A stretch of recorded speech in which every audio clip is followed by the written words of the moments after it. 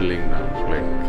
বিনোদন পাড়ার এখন আলোচনার কেন্দ্রবিন্দু রাফসান শাবাব ও জেফার রহমানের বিয়ের ঘটনা। গত কয়েক বছর ধরেই তাদের মধ্যে প্রেমের গুঞ্জন শোনা গেলেও জেফার রহমানকে নিজের বন্ধু বলেই পরিচয় দিতেন রাফসান। যখন তাদের বিয়ের বিষয়টি সামনে এলো তখন অনেকের মনেই প্রশ্ন রাফসানের সাবেক স্ত্রীকে নিয়ে। উপস্থাপক রাফসান শাবাব ও চিকিৎসক সানিয়া আয়েশার বিয়ের 3 বছরের মাথায় বিবাহ বিচ্ছেদ ঘটে। বিচ্ছেদের 2 বছর পর বুধবার সঙ্গীতশিল্পী জেফার রহমানের সঙ্গে বিবাহ বন্ধনে আবদ্ধ হচ্ছেন রাফসান। সানিয়া আয়েশার ফেসবুক প্রোফাইল থেকে জানা গেছে কসমেটিক্স মেডিসিন জগতে সাফল্যের সঙ্গে নিজের ক্যারিয়ার গড়ে তুলেছেন তিনি। বর্তমানে বিশ্বমানের চিকিৎসা সেবা কেন্দ্র এস্তে অ্যাস্থেটিক হাসপাতালে কনসালটেন্ট হিসেবে নিযুক্ত আছেন তিনি।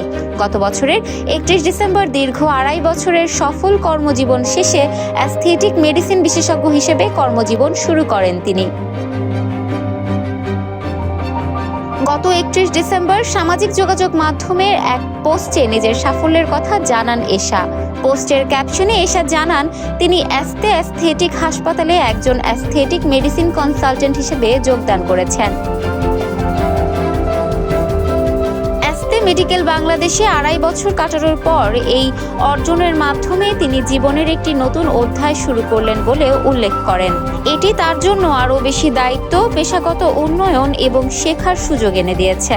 পুরো যাত্রা জুড়ে ম্যানেজমেন্ট এবং শিক্ষাগুরুরা তার উপর আস্থা রেখেছেন ও উৎসাহ জুগিয়েছেন।